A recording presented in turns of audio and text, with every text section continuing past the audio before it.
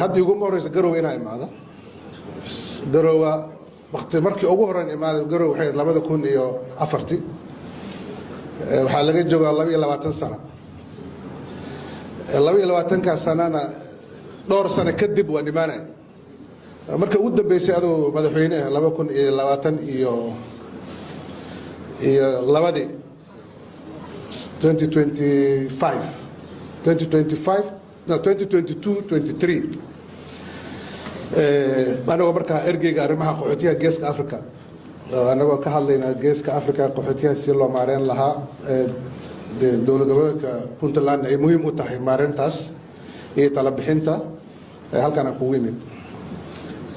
intaan imaanayay caasimadan madaxweyne waxa ii muuqatay mar walba oo imaad isbedel oo positive ah oo horumar ah oo fiican oo dadka sidii ka sii qurxan inaan ugu imaanay marka reer garow waxaan leeyahay mahadsantiin hoodin hambalyeynay runtii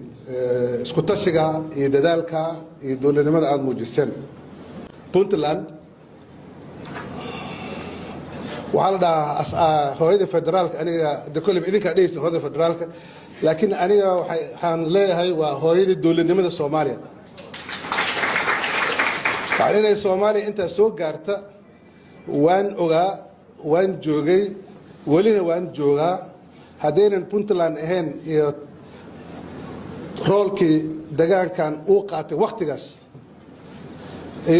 uma maleynaya inay suurtagal noqon lahayd inaan dowlad midaysan loo dhisi lahaa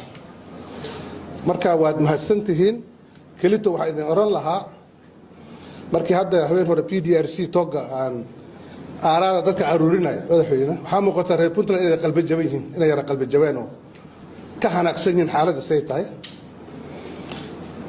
inay qalbi jawaana wixii keenay in la baaraa la rabo waxaana idin oran lahaa baadigoobka dowladnimada Soomaaliya idinka hooy u ah madaxweynaha qalbi jabina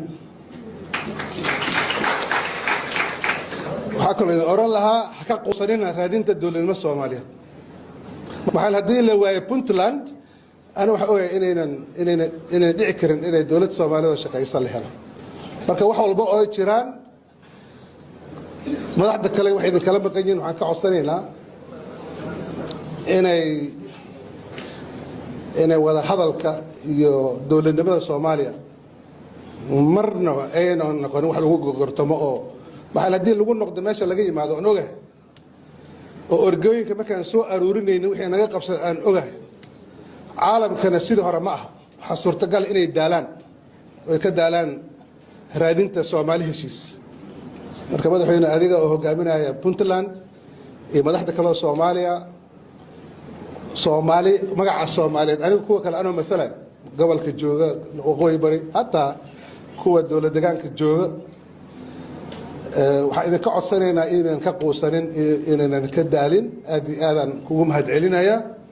waxaan idin leeyahay guuleysta reer Puntland